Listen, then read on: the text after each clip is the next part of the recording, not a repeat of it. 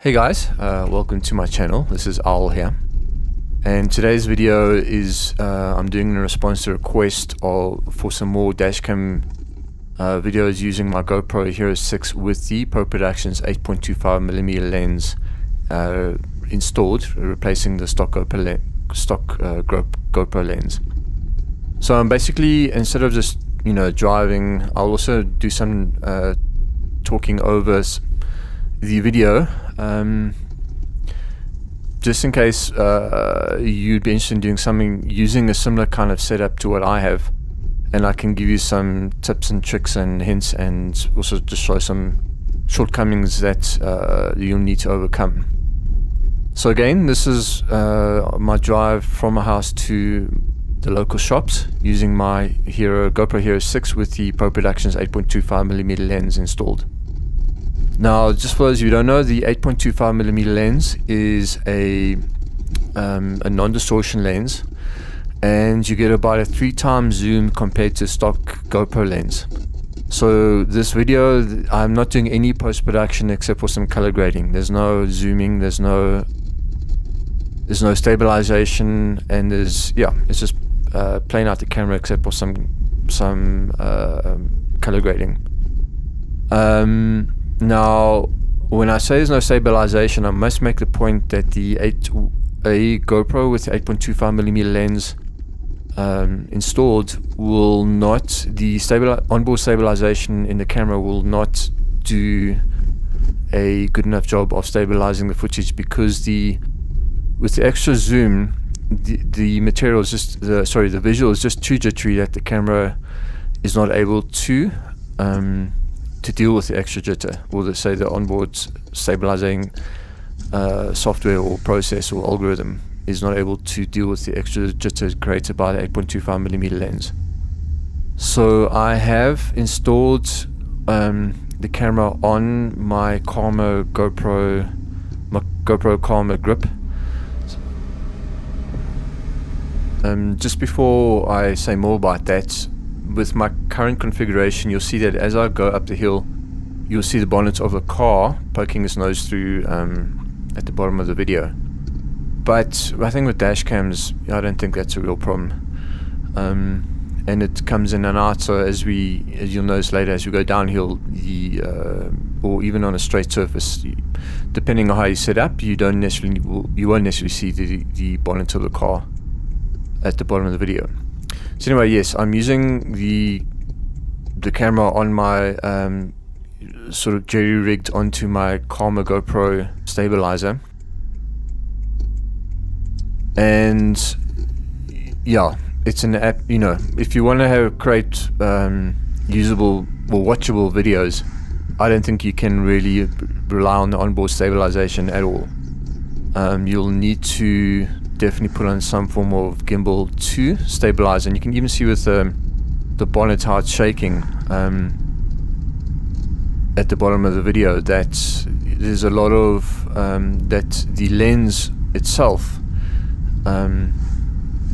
because of the zoom, will generate much more jitter in the footage than either the stock GoPro lens or the 3.37mm Peau Production non-distortion lens that you can also use to replace the stock GoPro lens. Right, so you can see going downhill, the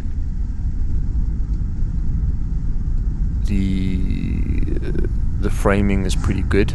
So also, just to note, if you're putting your camera onto a gimbal,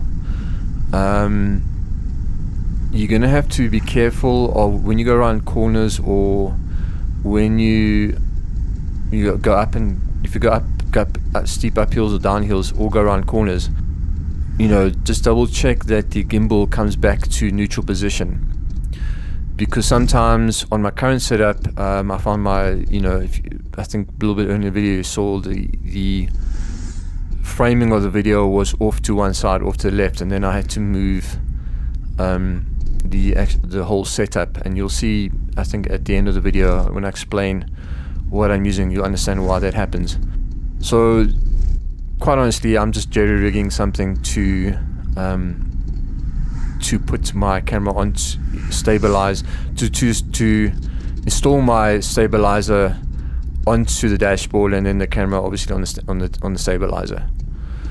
But you doing that, you can see how smooth the footage is, and you'll also be able to figure out from this video if it's the kind of perspective that you would want from your dashcam videos. Also, I must just apologize. I think the image quality is a little bit affected by a windscreen that's not completely clean.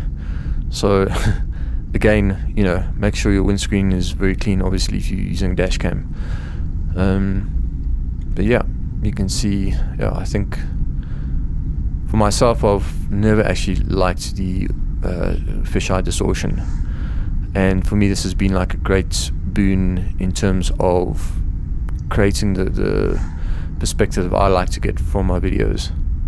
But it's not for everyone, so I'm not saying, you know, I'm not suggesting that everyone should go and change their stock GoPro lenses for the 8.25mm lens from Peau Productions, but it's there if you need it. On that note, I have created a video, quite a lengthy video, on my initial impressions and discussion around the Peau Productions 3.37mm lens and the 8.25mm lens that I've installed in my GoPros. I have two Hero 6s that I've done this with.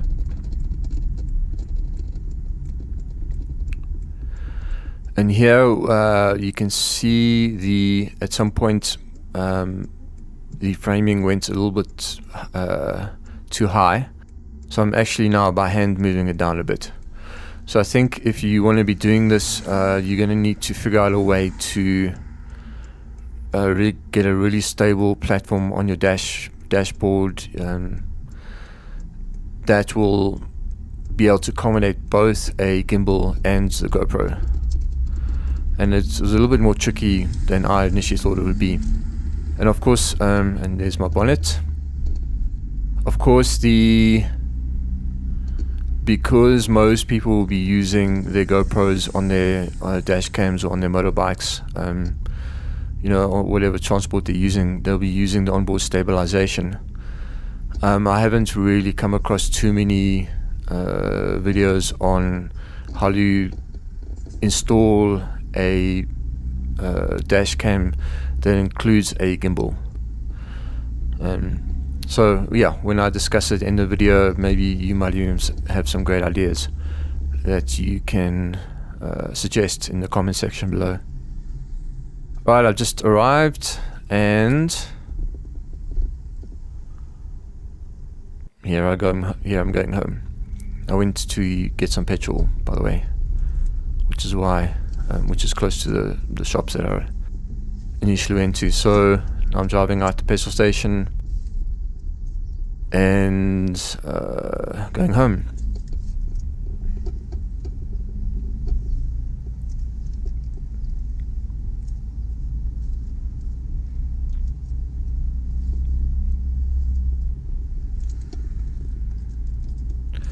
You can almost see, if you can see some of the dirt from the windscreen coming through, how shaky it is, where compared to just how smooth the actual footage is on how smooth the footage is as it relates to, you know, what's in front of you on the road. Just helping two gentlemen out with some cash donation, and on my way. As you swing around corners, the gimbal obviously has to catch up to, you know, it takes a more leisurely turn around the corner. And while I'm here, also just to note that I have the Polar Pro ND16 filter installed on the camera as well, and the Polar Pro polarizing lens. And I do that because on the 8.25mm lens, it seems to, you know, it's not a scientific observation, but it just seems to be a little bit more sensitive to the harsh sunlight or the midday sunlight. And equally, well, in line with that discussion, I generally have started to take my exposure compensation down by -1, because with this lens it seems to wash out the color and or the exposure, so that the highlights get blown out a lot quicker and easier. And with the exposure down -1, it just seems to be a more balanced image. And just to let you know that I am using my GoPro on protune, so with the Polar Pro ND filters and the polarizing lens filter, it just seems to give them like a nicer image. And also obviously with ND filters it helps to create that, we'll get closer to the 180-degree rule that allows, you know, nice motion blur.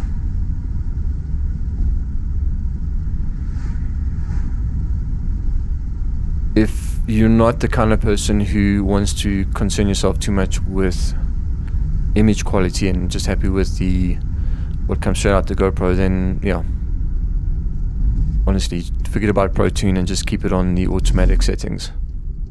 If you want to focus on the content rather than the kind of quality image, or improving the quality image as much as you want, as is possible. But what I like about this lens, I think you get a much better perception of motion. So with having that 3x zoom, I just think I don't know how to put it, but just the motion and therefore emotion in the image, in the video, is a lot stronger and much more perceptible, rather than with the fisheye distortion. And when you set yourself back from the scene, you get obviously you're moving, but you get less sense of movement in the actual video itself.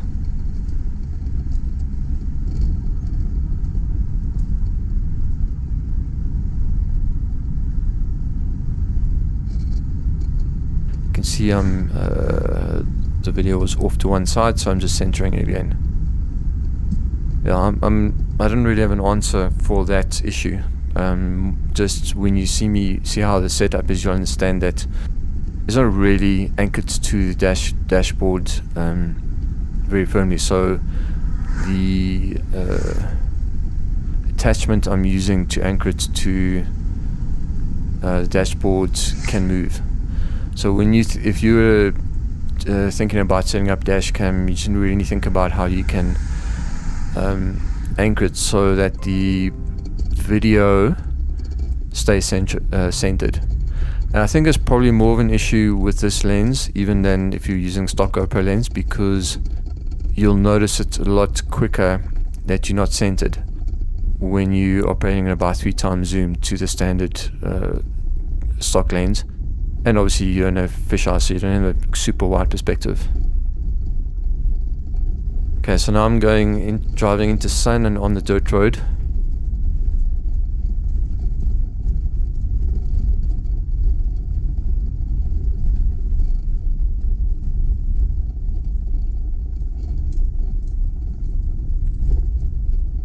One thing I must say about driving into sun is this lens is a lot I don't know, the camera responds differently to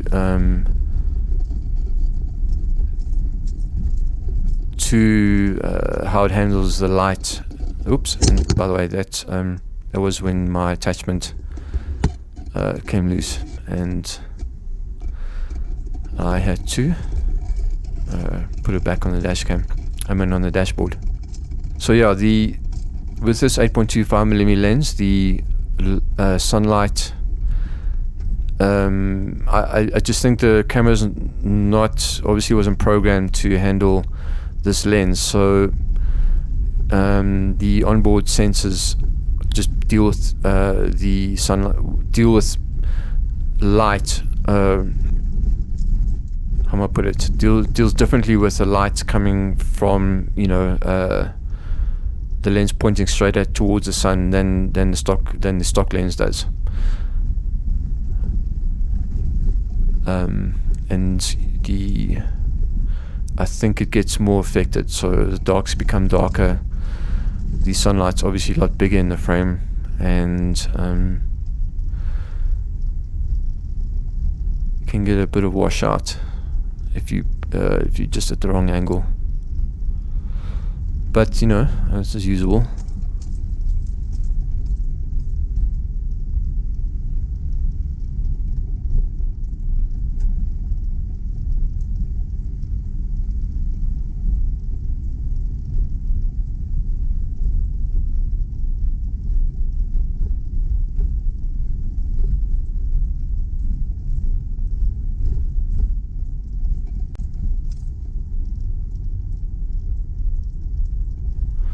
And of course you got the sun flares on the car window as well, so that, you know, you got double sun flares. Alright, in a few seconds I'm gonna take my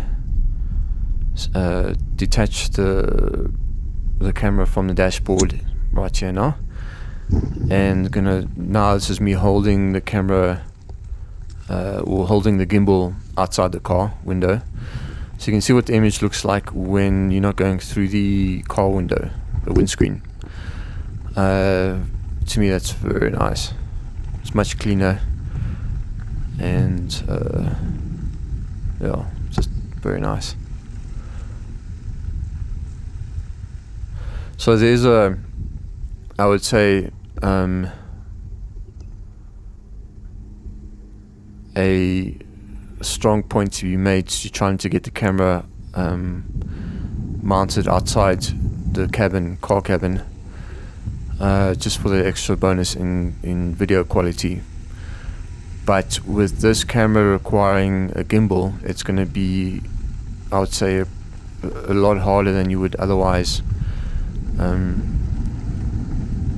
lot harder to do with a camera with this lens installed than it would be the stock GoPro with the stock lens installed, because you need to use a gimbal or similar platform to stabilize the image.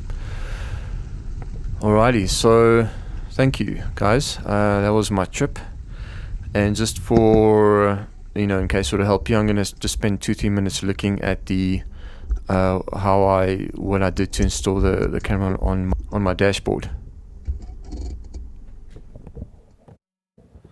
But before I do that, I just want to let you guys know that my background is in music and audio. And if you would need help with getting the dialogue or music balanced in your YouTube videos, or in, you know, any videos that you make, I'm going to put my link to my Fiverr accounts below, just so that maybe I can help you. Maybe I can get your video dialogue nice and clean at the right level to help your video make the best impression.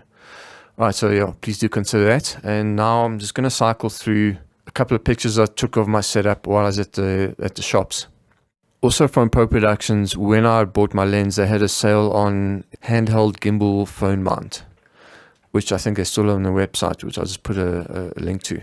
Although I think they've updated the design. And what it does have, it has a claw at the bottom that I attach to a piece of the dashboard that juts out. At the same time, the actual attachment doesn't have space to hold my camera grip very tightly, so I actually had to use a cable tie instead of the supplied screw to hold the camera grip in place. Now, I don't think this is necessarily a long-term thing, because there's a swivel joint on the attachment that I think it would not necessarily last beyond, I don't know, a month or two or a few months. But this might just spark some ideas for you about what you can do. And in fact, if you have any suggestions, yeah, please leave them in the comments below, as I think it would be key to getting a nice firm attachment to the dashboards, and especially so that your camera remains centered as you're going around corners, and also that it doesn't move off its center point, but also that it doesn't actually fall off the dashboard itself. So yeah, that's it from me, guys. And as always, really appreciate your support. So yeah, please hit the subscribe button. We'd love to chat to you further if you are involved in similar kind of projects, if you're also a creator, and we'd love to see your stuff. But also, please do subscribe. And thank you for watching the video. Cheers. Bye.